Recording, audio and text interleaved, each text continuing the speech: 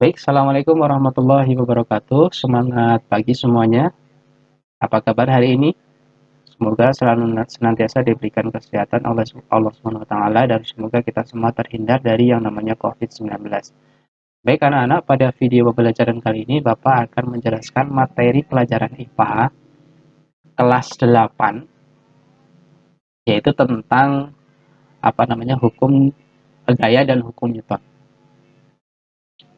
Baiklah, sebelumnya Bapak ingin bertanya, apakah kalian pernah naik mobil atau sepeda motor?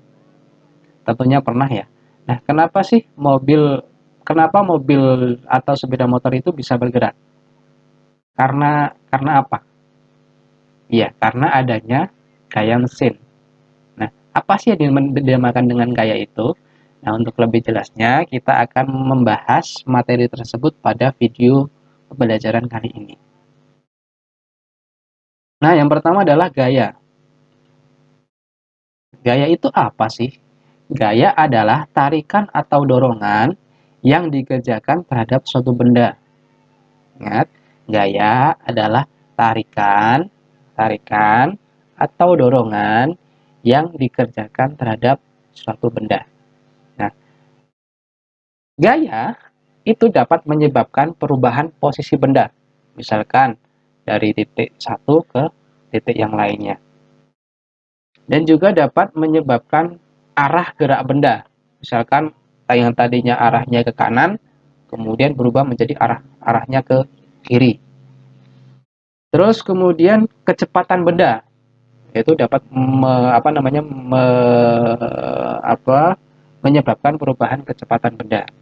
Terus perubahan bentuk dan ukuran benda. Dan gaya itu dapat dibedakan menjadi dua, yaitu ada gaya sentuh. Contohnya adalah gaya otot, gaya pegas, gaya gesek, gaya mesin.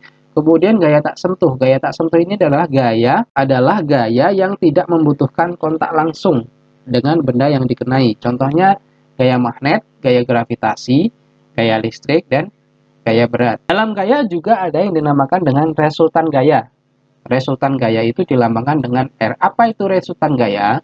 Resultan gaya adalah perpaduan dua gaya atau lebih. Bisa dilihat di gambar, contohnya ini.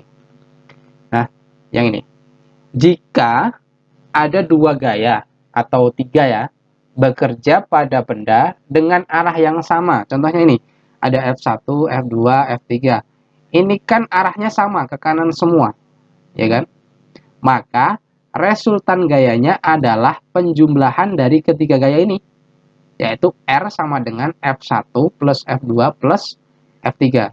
Saya ulangi, jika ada dua buah gaya atau lebih, di sini tiga ya, F1, F2, F3, yang bekerja pada benda dengan arah yang sama. Arah yang sama itu maksudnya kalau ke kanan semua, kalau ke kiri semua. Kalau ke depan semua, kalau ke belakang semua. Itu ya. Sedangkan F1, F2, F3 di sini kan arahnya sama ya, ke kanan semua, maka resultan gayanya adalah penjumlahan dari ketiga gaya ini, yaitu R sama dengan F1 plus F2 plus F3.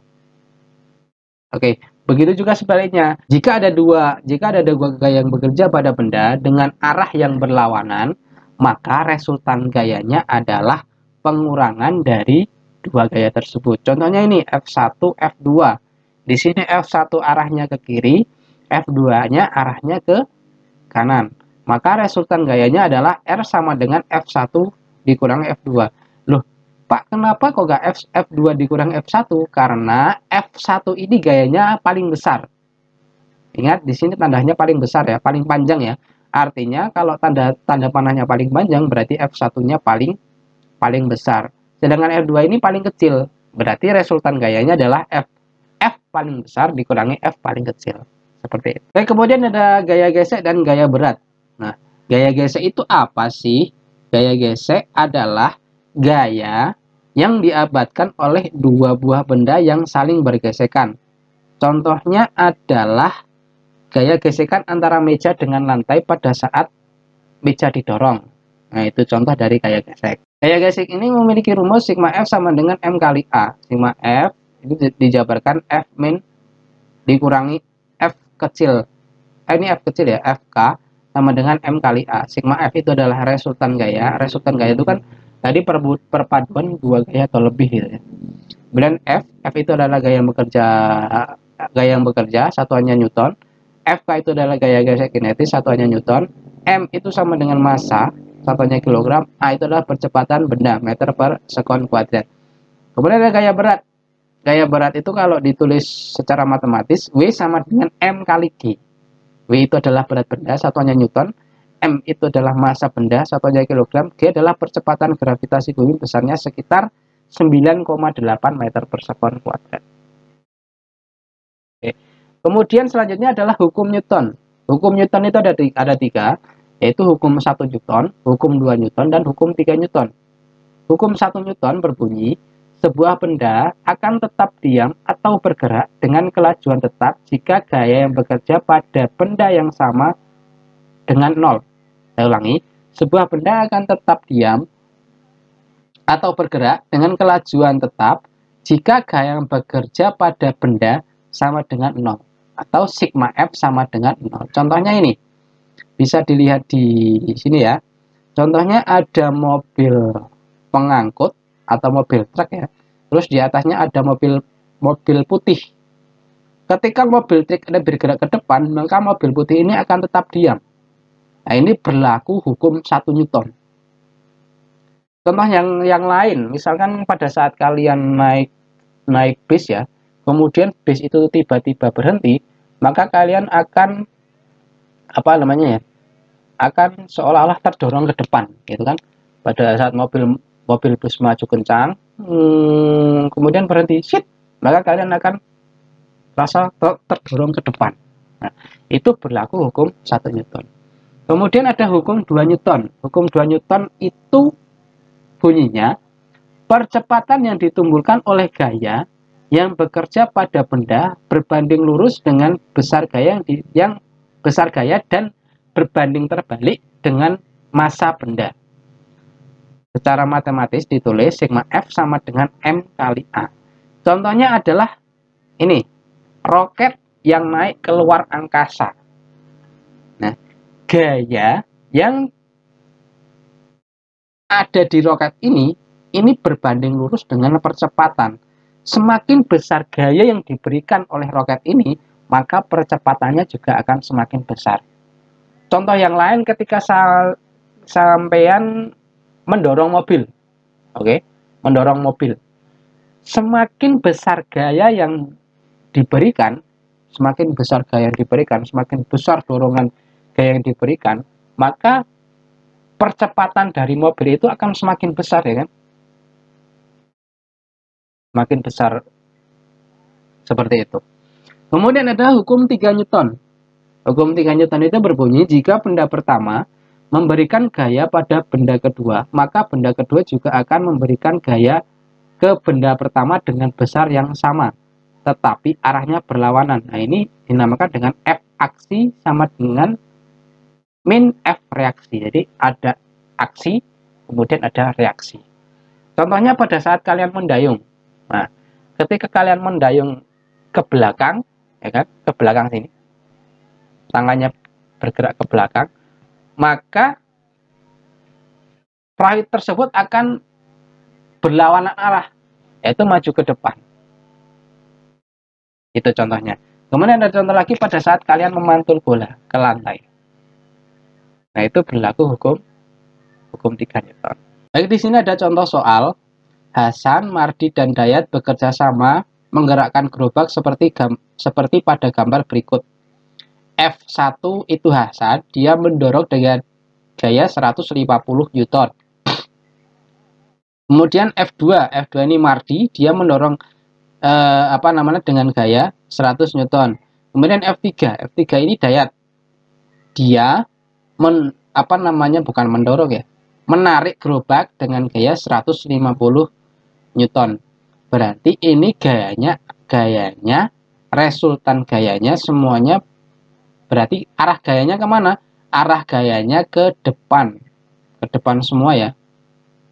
F1, F2, F3 ini ke depan semua. Diketahui massa gerobak beserta isinya sebesar 250 kg. Apabila gaya gesek yang dialami gerobak sebesar 200 Newton, tentukan A. Resultan gaya pada gerobak, B. Percepatan gerobak. Nah, di sini ada gaya gesek. Gaya gesek. Nah, diingat, gaya gesek itu pasti berlawanan dengan arah gerak benda. Ingat, gaya gesek itu pasti berlawanan dengan arah benda. Kalau bendanya ke depan, berarti gaya geseknya ke belakang. Itu. Kalau bendanya ke depan, berarti gaya geseknya ke belakang. Oke, langsung jawab aja. Diketahui F1 sama dengan 150, F2 sama dengan 100 Newton, F3 sama dengan 150 Newton, F kecil ini gaya gesek sama dengan 200 Newton, M sama dengan 250 kg. Yang ditanyakan adalah resultan gaya atau sigma F dan A. A ini adalah percepatan gerobak. Nah, jawab aja. A sama dengan, langsung ditulis rumusnya, sigma F sama dengan F1 plus F2 plus F3. Ingat, tadi apabila ada dua buah gaya atau lebih yang arahnya sama, maka resultan gayanya adalah penjumlahan dari ketiga gaya tersebut. Di sini kan F1, F2, F3 ini kan arahnya sama. Berarti resultannya gayanya adalah semuanya dijumlahkan. Nah, kemudian min F. Min F. F kecil tadi apa? F kecil itu tadi adalah gaya gesek. Kenapa min? Karena gaya geseknya berlawanan arah dengan gerak benda. Ya kan? Berlawanan berlawanan dengan arah F1, F2, F3, maka dikurangi. Kalau searah, maka ditambah. Kalau berlawanan arah, berarti dikurangi. Ingat tadi, jika ada dua atau lebih gaya yang bekerja pada benda, saling berlawanan arah, maka resultannya gayanya adalah pengurangan dari gaya tersebut. Gitu. Nah, ini makanya ini dikurangi F, karena gaya geseknya berlawanan arah, maka dikurangi. Nah, sama dengan F1 150, F2 100 Newton, F3 150 Newton. Dimasukkan seperti biasa. Dikurangi 200 Newton. Gaya-gayanya 200 Newton. Berarti hasilnya adalah 200 Newton. Jadi, resultan gaya pada gerobak sebesar 200 Newton. Nah, kemudian yang B. B adalah percepatan gerobak. Nah, rumus ini dari mana? Rumus ini dari ini. Sigma F sama dengan M kali A. Nah, di sini kan yang dicari A. A berarti A sama dengan sigma F dibagi M. A sama dengan resultan gaya dibagi massa. Berarti sama dengan resultan gayanya tadi udah dicari 200 Newton. M masanya adalah 250 kg, berarti sama dengan 0,8 meter per sekon kuadrat. Jadi, percepatan gerobak 0,8 meter per sekon kuadrat. Baik, itu tadi penjelasan sedikit tentang gaya dan hukum Newton. Supaya kalian lebih paham lagi, silahkan kalian baca kembali modulnya, kemudian kalian kerjakan latihan soal yang ada di modul. Oke, jika kalian masih belum paham, silahkan kalian bisa WA Bapak di nomor di bawah ini. Oke? Oke, mungkin itu dulu video pembelajaran dari Bapak. Apabila ada kata-kata yang kurang berkenan atau kurang jelas, Bapak mohon maaf yang sebesar-besarnya. Akhirul kalam, wabillahi taufiq wal hidayah. Wassalamualaikum warahmatullahi wabarakatuh.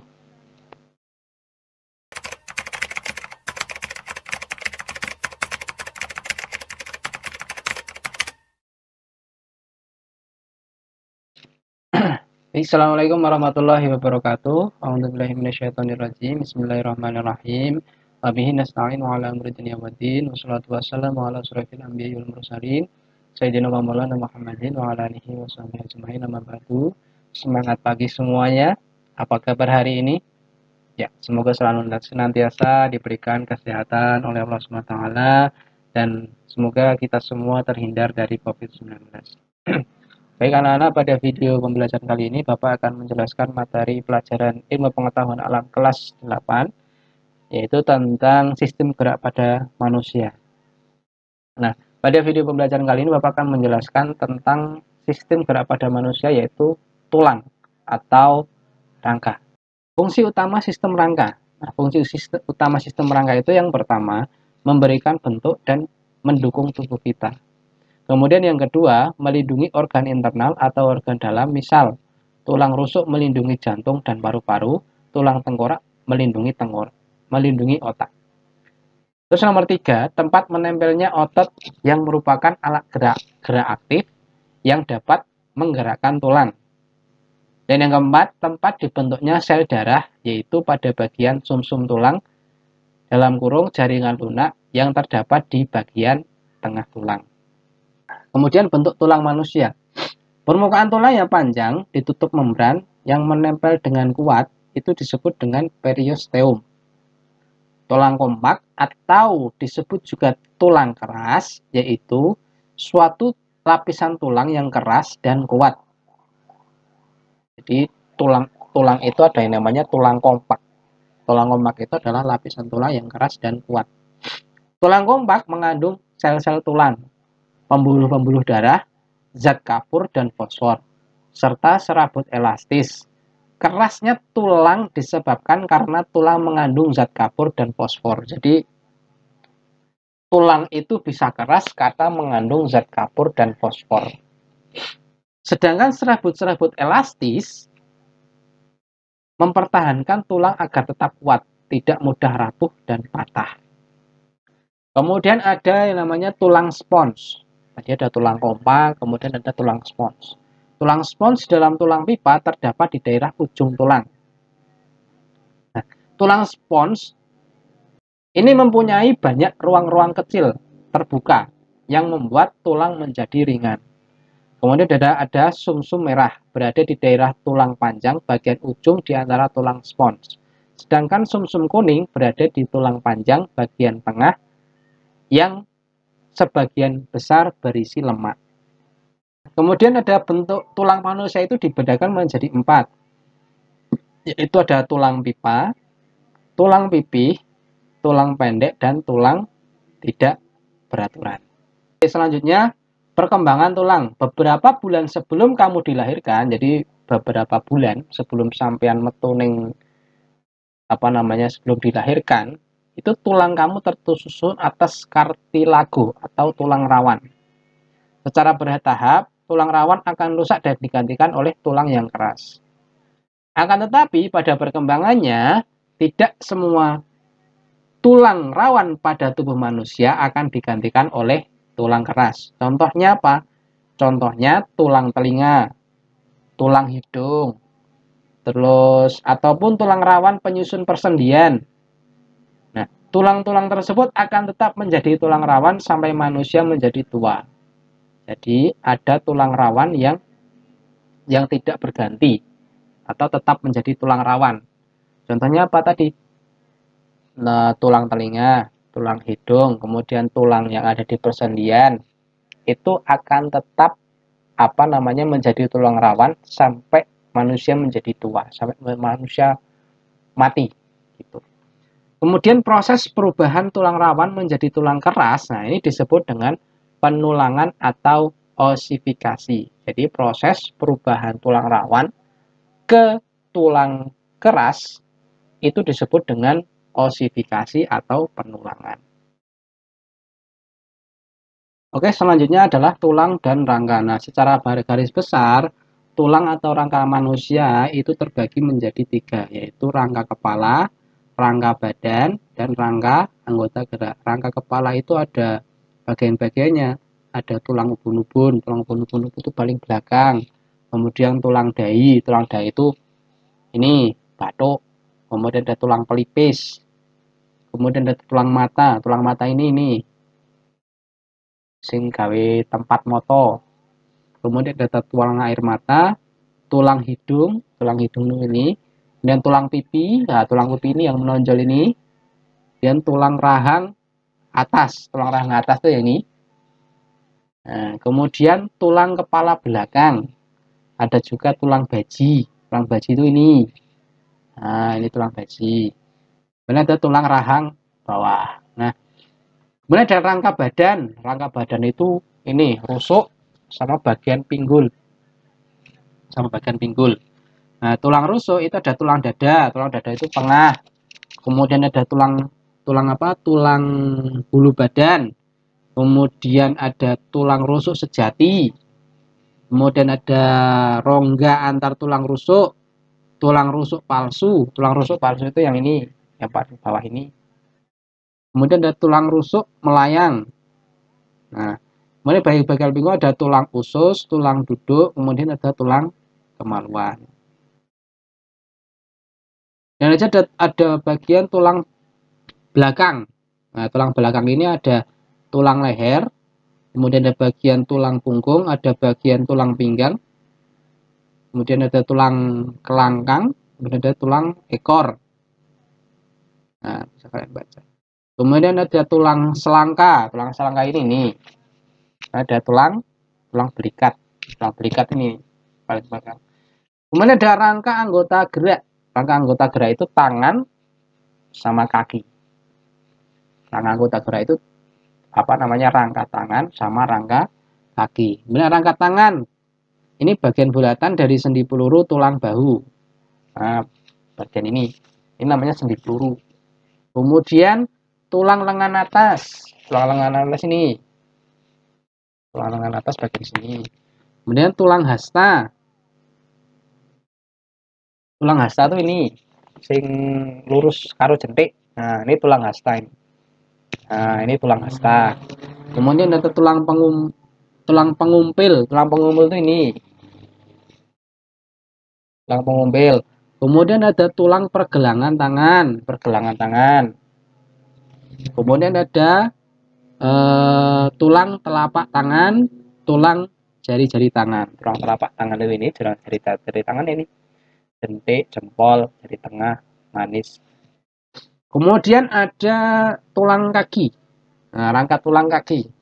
Ada tulang paha yang dengan paha.